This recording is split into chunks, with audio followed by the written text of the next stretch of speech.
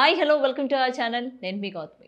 So ఆడవాళ్ళకి ముఖ్యంగా చాలా ఇరిటేటింగ్ తెప్పించే ఏదైనా ఉందా మన ఇంట్లోని అంటే అది కిచెన్ అనమాట. అయితే ఆ కిచెన్‌లోని ముఖ్యంగా మనం ఏంటంటే చాలా హరీబరీగా చాలా పనులు చేస్తూ ఉంటాం. అంటే దీనికి మెయిన్ కారణాలు బేసిక్‌గా మనకేంటంటే టైం లేకపోవడం కావచ్చు, లేకపోతే మార్నింగ్ లేచిన వెంటనే ప్రతి ఒక్కళ్ళకి ఏంటంటే మనం ఫుడ్ చేసి పెట్టాలి, టిఫిన్స్ చేసి పెట్టాలి, ఆఫీస్‌కెళ్ళాలి. ఈ డిస్టర్బెన్సెస్ అనేవి మనం చాలా ఫేస్ చేస్తూ ఉంటాం కదా! దీనిలో ఏంటంటే మనం ముఖ్యంగా కిచెన్ అన్నది మనకి క్లీన్‌గా పెట్టుకోవాలి అనిపించినప్పటికీ, కొన్ని కారణాల వల్ల మనం ఏంటంటే కిచెన్‌ని క్లీన్‌గా పెట్టుకోని పరిస్థితులు మనకు కనిపిస్తూ ఉంటాయన్నమాట. అయితే ఇందులో కొన్ని మనకి చాలా ఇరిటేటింగ్ తెప్పిస్తూ ఉంటాయి. ముఖ్యంగా ఆయిల్ మరకలు ఏవైతే ఉంటాయో చాలా ఇరిటేటింగ్ తెప్పిస్తూ ఉంటాయన్నమాట. అయితే ఈ ఆయిల్ మరకలనేవి మనకి అటు స్టవ్ మీద కావచ్చు, లేకపోతే మన స్టవ్ గట్టు ఉంటుంది గదా! దాని మీద పడడం కావచ్చు, లేకపోతే గిన్నెల మీద పడడం కావచ్చు. ఒకవేళ ఇది గూడా లేకపోతే మనకేంటంటే గిన్నెలు కొంచెం జిడ్డు బారడం కావచ్చు. ఇట్లా చాలా డిఫరెంట్ మనం ఫేస్ చేస్తూ ఉంటాం మన డైలీ రొటీన్‌లోనే. అయితే వాటి నుంచి మనం ఎలా బయటికి రావాలి? ఎలా ఈ యొక్క ప్రాబ్లమ్స్ మనం సాల్వ్ చేసుకోవాలి? అయితే వీటికి సంబంధించి మనం ఏంటంటే మార్కెట్‌లో డిఫరెంట్ డిటర్జెంట్స్ కూడా మనం యూజ్ చేస్తూ ఉంటాము. అయినా సరే మనకేంటంటే ఒక మంచి రిజల్ట్ అనేది కూడా కనిపించదనమాట.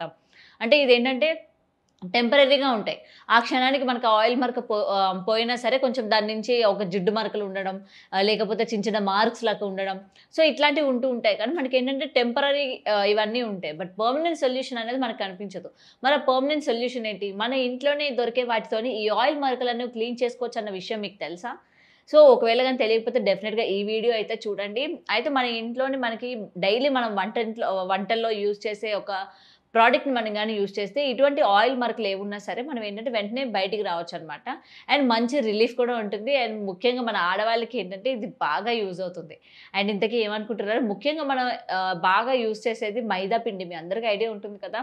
అయితే ఈ మైదా పిండి ఏదైతే ఉందో ఎక్కడైనా గాని ఆయిల్ గాని పడినట్లయితే మెయిన్‌గా మనకి స్టవ్ మీద ఎక్కువ శాతం ఉంటది ఆయిల్. ఆ చుట్టుపక్కల మనకి ఆ పేరుకుపోయి కొంచెం మురికిలాగా అయిపోయి దాన్ని మనం పట్టించుకోమనమాట. అది మళ్ళీ జంక్‌లాగా తయారైపోయి మనకు ఆ స్టవ్ గాని, ఆ కిచెన్ ఏరియా కూడా మొత్తం ఏంటంటే చాలా ఇరిటేటింగ్‌గా కనిపిస్తూ ఉంటుంది గదా! సో, అట్లాంటప్పుడు ఏంటంటే, ఈ మైదా పిండి ఏదైతే ఉందో, ఈ మైదాని మీరు ఆ యొక్క ప్లేసెస్‌లోని వేసి ఒక 2-3 మినిట్స్ వరకు అట్లా వదిలేసారనుకోండి. వదిలేసిన తర్వాత మీ ఇంట్లోని స్టీల్ పీస్ ఉంటుంది కదా! దాంతోని జస్ట్ మీరు రబ్ చేస్తే ఈ యొక్క ఆయిల్ మరకలు ఏవైతే ఉంటుందో మొత్తం కూడా వానిష్ అయిపోతాయన్నమాట.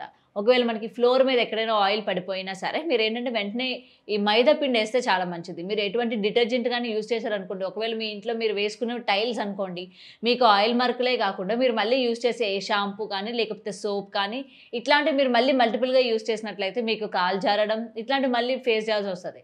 కాబట్టి మీకు కింద ఎక్కడ ఆయిల్ పడిపోయినా, లేకపోతే వంటగదిలో గానీ, లేకపోతే దేవుడి గదిలో గానీ ముఖ్యంగా ఈ ఆయిల్ మరకలు గానీ ఉన్నట్లయితే, మీరు ఈ మైదా పిండి వేసి ఒక 2-3 మినిట్స్ వరకు అలా వదిలేసిన తర్వాత మీరు మంచిగా రబ్ చేశారనుకోండి, అది పొడి పొడిలాగా వచ్చేసి ఆ యొక్క ఆయిల్ పడ్డ ఏరియా ఏదైతే ఉందో మళ్ళీ యథాతిథిగా అయిపోతదనమాట. మీకు ఆ జిడ్డు గానీ, ఇట్లాంటివి ఏది గూడా ఉండదు. మీకు మంచి రిజల్ట్ అయితే కనిపిస్తుంది. సో, ఇటువంటి ప్రాబ్లమ్స్‌తో మీరు ఎవరైనా గానీ ఫేస్ చేస్తున్నట్లయితే డెఫినిట్‌గా ఈ వీడియోని వాళ్ళకైతే షేర్ చేయండి. నాకు తెలిసి మీ ఫ్రెండ్స్ సర్కిల్‌లో కానీ, లేకపోతే మీ ఫ్యామిలీ మెంబర్స్‌లో గానీ, ఇలాంటి చిన్న ప్రాబ్లమ్స్ చాలామంది ఫేస్ చేస్తూ ఉంటారు కదా!